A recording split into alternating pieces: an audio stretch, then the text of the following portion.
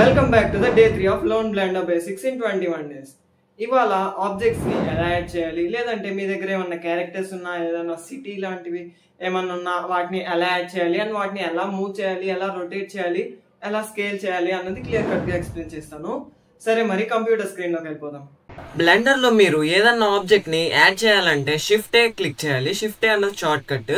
దీనిలో మీరు mesh, camera, light, speaker ఏదన్నా యాడ్ చేయొచ్చు.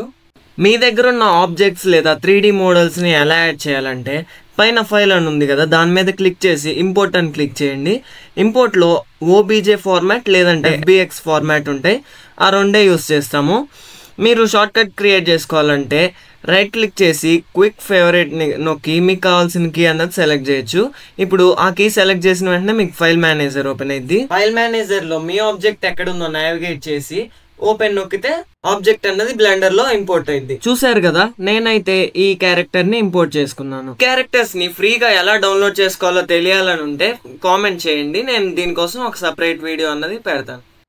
ఆబ్జెక్ట్స్ ని ఎలా మూవ్ చేయాలంటే లెఫ్ట్ సైడ్ కనబడుతున్న మూవ్ బటన్ క్లిక్ చేసి అయినా మూవ్ చేయొచ్చు, లేదంటే దీనికి షార్ట్ కట్ వచ్చేసి G అన్నమాట. కీబోర్డ్ లో G ని క్లిక్ చేస్తే అలా మూవ్ అయింది. ఇలాగా స్పెసిఫిక్ డైరెక్షన్ లో మూవ్ చేయాలంటే XYZ G క్లిక్ చేసి దాంతో పాటు X గానీ X యాక్సిస్ లో మూవ్ చేయాలంటే X, Y లో అయితే Y అండ్ Z లో అయితే Z క్లిక్ చేస్తే సరిపోతుంది.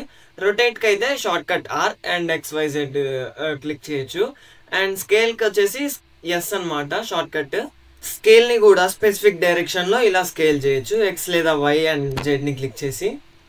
That's all for the day. రేపు ఎడిట్ మోడ్ ని ఎలా యూజ్ చేయాలో క్లియర్ కట్ గా ఎక్స్ప్లెయిన్ చేస్తాను.